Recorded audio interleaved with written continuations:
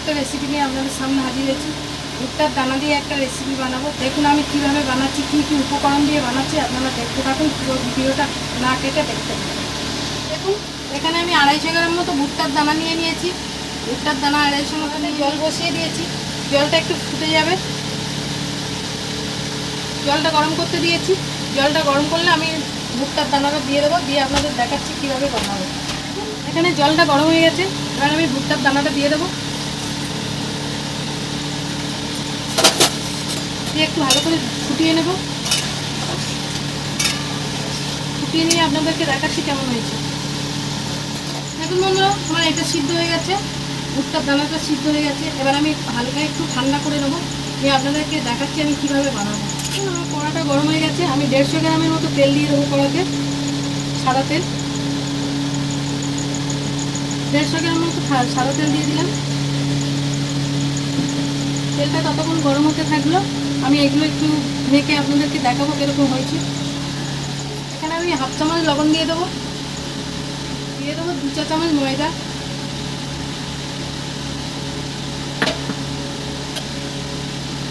এখানে দিয়ে দেবো 2 চা চামচ কর্নফ্লাওয়ার,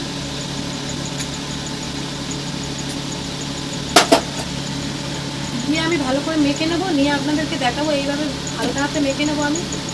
দেখুন আমি এখানে কর্নফ্লাওয়ার ময়দা দিয়ে ভালো করে মেখে নিয়েছি, লবণ দিয়ে এইভাবে মেখে নিয়েছি। দেখুন তেলটা গরম হয়েছে, আমি কড়াতে ছেড়ে দিয়েছি। এবারে এইভাবে আমি ছেড়ে দেবো তেলের মধ্যে, দিয়ে আমি হালকা করে নেড়ে নেবো।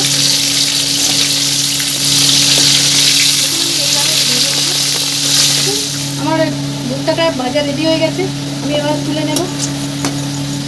দেখুন আমি এইভাবে ভেজে নিয়েছি, আমি এগুলো ভেজে তুলে নিয়েছি ভুট্টার দানাগুলো। এবার আমি কড়াইয়ে তেল দিয়ে দিয়েছি, একই তেলের মধ্যে দেবো রসুন কুচি,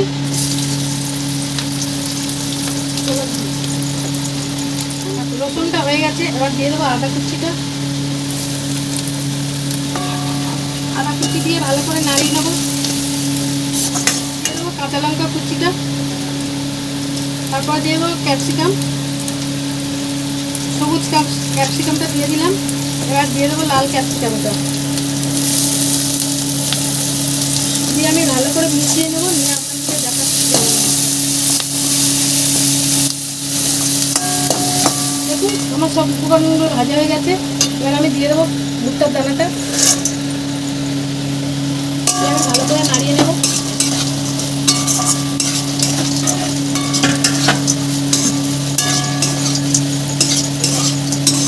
দিয়ে দেবো একটু সোয়া সস, 1 চামচের মতো দিয়ে দিয়েছি। দিয়ে দেবো 1/2 চামচ গোলমরিচের গুঁড়ো,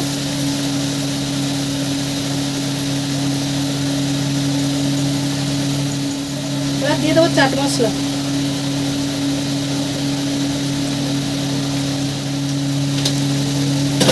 দিয়ে আমি ভালো করে নাড়িয়ে নেব। এখন সবশেষে দিয়ে দেবো পেঁয়াজ পাতা কুচানো।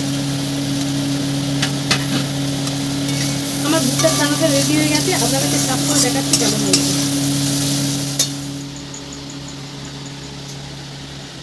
দেখুন বন্ধুরা, আমার ভুট্টার দানা রেসিপি রেডি। আপনাদের যদি ভালো লেগে থাকে প্লিজ লাইক কমেন্ট সাবস্ক্রাইব করবে, এরকম নতুন নতুন ভিডিও থেকে পাশে থাকবেন।